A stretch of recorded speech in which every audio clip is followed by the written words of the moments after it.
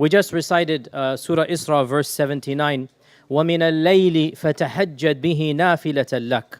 And during the night, then pray tahajjud as a nafila for you. عَسَىٰ أَنْ يَبْعَثَكَ رَبُّكَ مَقَامًا مَحْمُودًا. It is possible, it is likely that Allah subhanahu wa ta'ala will resurrect you upon the praiseworthy station. Tonight is the first night of the last 10 nights of Ramadan, the odd nights. And on these nights, we will be praying Salat al-Tahajjud. The concept of Laylatul Qadr will be discussed in the khutbah tomorrow, inshallah. So tonight, we will discuss the concept of Tahajjud, the concept of Qiyamul Layl, and in fact, what we have been doing every single night. This Taraweeh prayer is in reality the same as tahajjud. It is the same as qiyamul layl. This is what we are doing every single night, and especially now in these last 10 nights, we will be increasing the quality and inshallah the quantity of our salat tahajjud. So a reminder to myself and all of you of the beauty of the salah, the benefits of the salah, the blessings that Allah subhanahu wa ta'ala has mentioned regarding salat tahajjud. And subhanallah, do you know, brothers and sisters, that the very second revelation of the Quran that came down encouraged our Prophet ﷺ to pray tahajjud. Ya ayyuhal muzammil قُمِ اللَّيْلَ إِلَّا قَلِيلًا نِصْفَهُ أَوْ انْقُصْ مِنْهُ قَلِيلًا. This is the third revelation, fourth revelation. O you who is wrapped up, stand the night in prayer. Stand the night except a little bit of it. قُمِ اللَّيْلَ إِلَّا قَلِيلًا نِصْفَهُ, half the night. أو انقص منه قليلا, or maybe a little bit less than half the night. أو زد عليه, or maybe even increase of the half. وَرَتِّلِ الْقُرْآنَ تَرْتِيلًا, and recite the Quran with tartil during that half. So can you imagine, from the very beginning, our Prophet ﷺ is told to pray Salat al-Tahajjud. And in Surah Isra we just recited right now that Allah subhanahu wa ta'ala mentioned to him, وَمِنَ اللَّيْلِ فَتَهَجَّدْ بِهِ, and in the night do your tahajjud, نَافِلَةً لَكَ. It is something that is nafila, it is not fard. Now by the way, you should know, yes, by unanimous consensus, tahajjud is nafil. It is not fard, it's not wajib. However, some scholars said that tahajjud was fard for the Prophet ﷺ, and others said that he made it fard upon himself, and that seems to be the correct opinion. Not that Allah made it fard, but he made it obligatory that I'm never going to leave tahajjud. And our Prophet ﷺ never left tahajjud. Whether he was traveling or sick, he made his best to pray.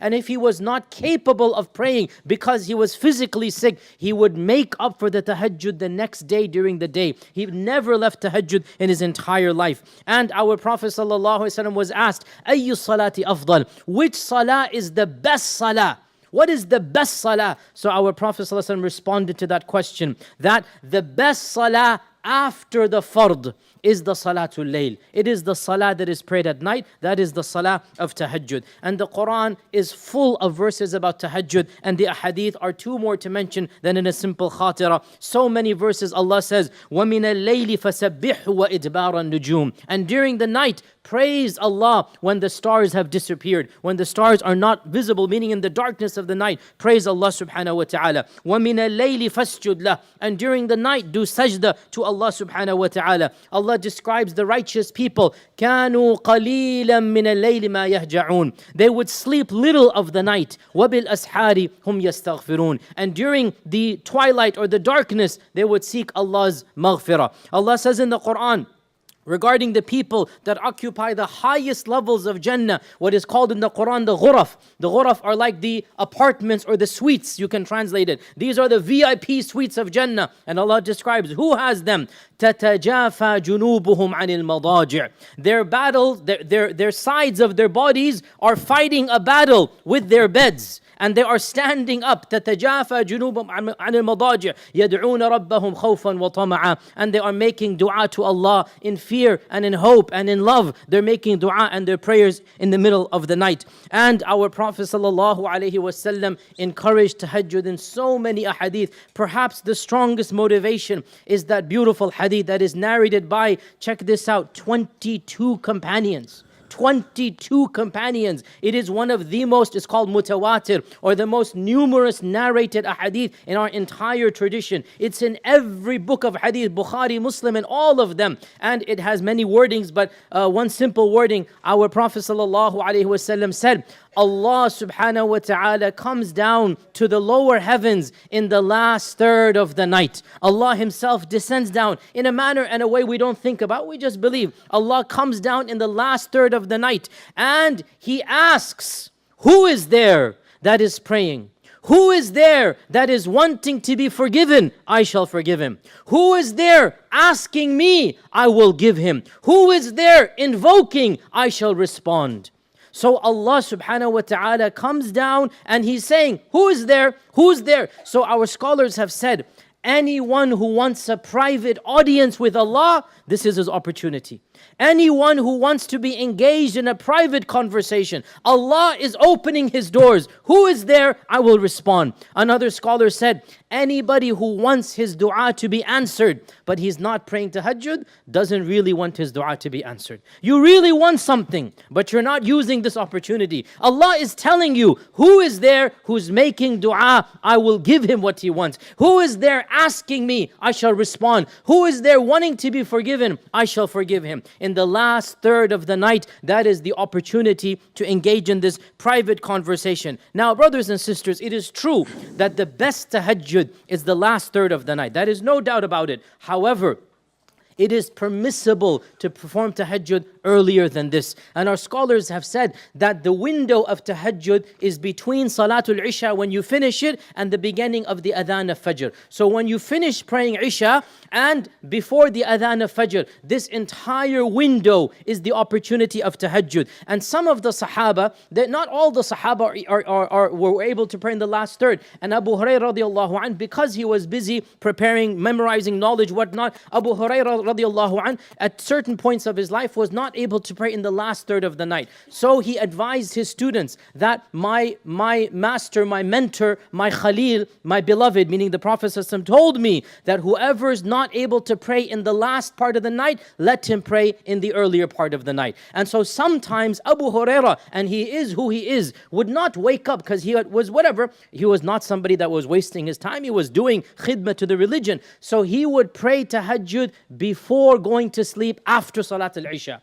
In other words, brothers and sisters, those of us who are not able to wake up before Fajr by an hour, before Fajr by 2 hours, that is the ideal time. If you're not able to do that, then you may still share the blessings of tahajjud by praying tahajjud before going to sleep. And that is exactly what we are doing right now in this month. This is what we are doing. This is tahajjud. This is the least if you like, not acceptable, it's not a good word. It's the least barakah time, no question about it. The most barakah is the last third. But guess what? It is still tahajjud. We still get the blessings, not the best. The best is the last third. But nonetheless, it's much better than not praying tahajjud. We are able to get the share of Salat al-Tahajjud by praying after Isha and before going to sleep. And that is a habit that inshallah we should start now. These days we are spending an hour and a half, an hour and 45 minutes including the drive in our tahajjud. When Ramadan finishes, okay, cut it back to half an hour, 20 minutes, but let's make this habit every single night of praying Salat al-Tahajjud. Our Prophet ﷺ said, "Alaykum biqiyam al-layl." I advise you, I encourage you to pray at night. Why?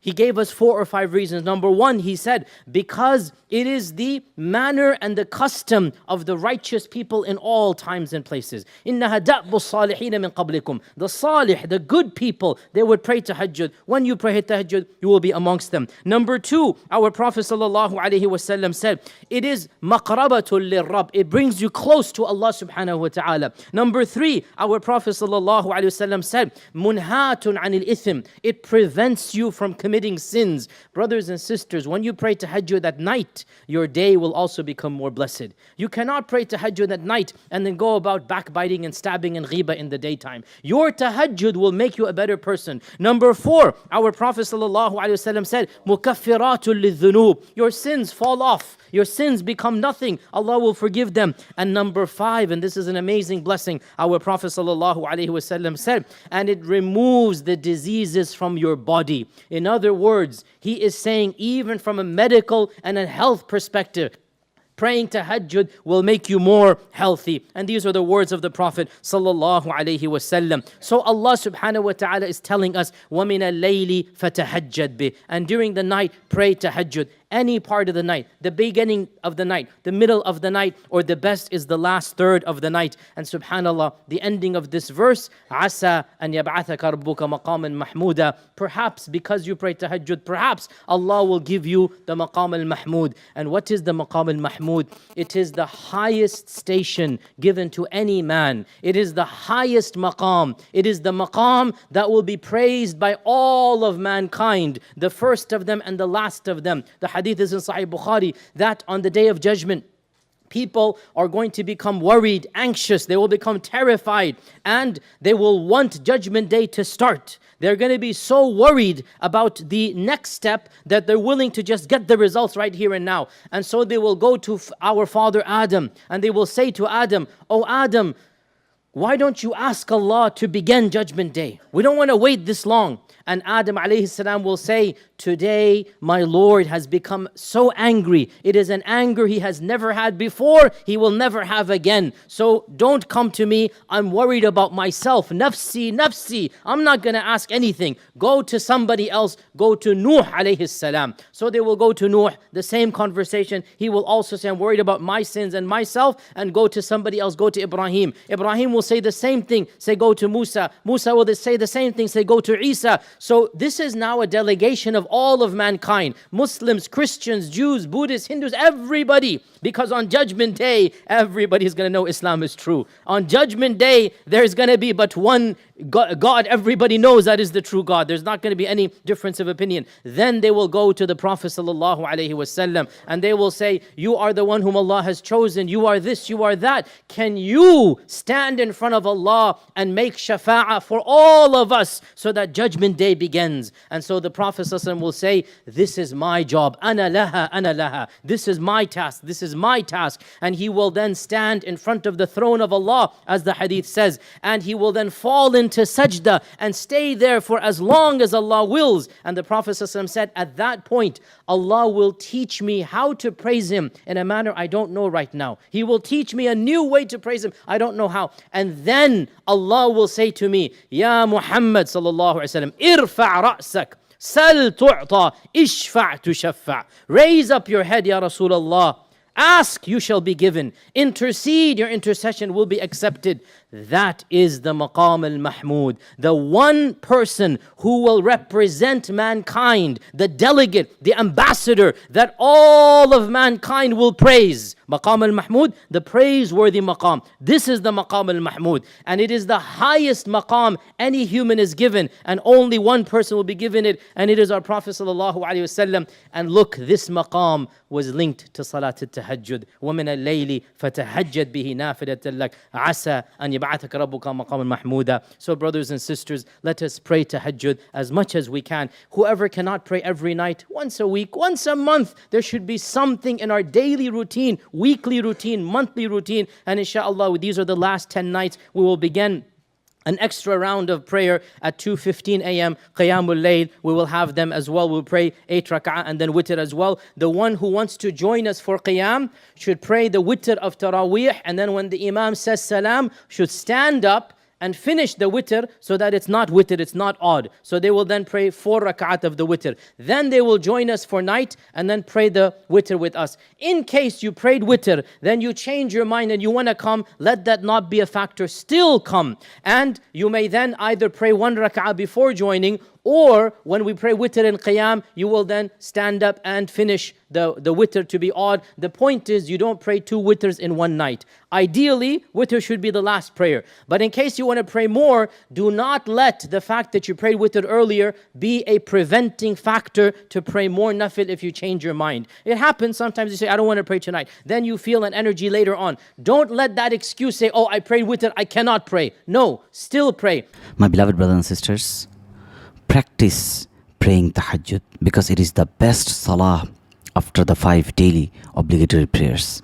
Rasulullah sallallahu alayhi wasallam encouraged us to pray tahajjud.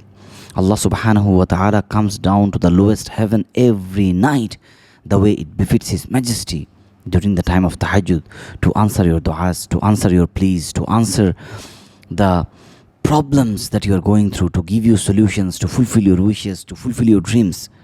So don't just keep sleeping during the time. Wake up when people are asleep and communicate to Allah, talk to Allah, strengthen your relationship with Allah subhanahu wa ta'ala. It is the regular practice of the pious people, the righteous people. They pray tahajjud, they communicate with Allah during the time of tahajjud. So if you really want something, then pray tahajjud. And if you are not praying tahajjud, then it means you are not sincerely asking Allah subhanahu wa ta'ala. You really don't need it. Always get up in the last third of the night and try to beg Allah, cry to Allah, show your helplessness to Allah subhanahu wa ta'ala. And Allah will give you, show your desperation to Allah and be consistent. Allah loves when you make dua to Him. And Allah is looking for the people who are asking Him during the time of tahajjud so that He can answer your du'as and fulfill your wishes and dreams. And tahajjud is also good for our health. It is medically proven that it gives peace, serenity, tranquility in your heart, in your life. So practice it, do it. It will bring you closer to Allah subhanahu wa ta'ala. And when you pray tahajjud, when you cry to Allah, when you ask for forgiveness, Allah will open the doors of opportunities for you. Allah will fulfill your wishes. Allah will give you sustenance. Allah will make you happy. So utilize this last third of the night to pray tahajjud and to get your du'as answered.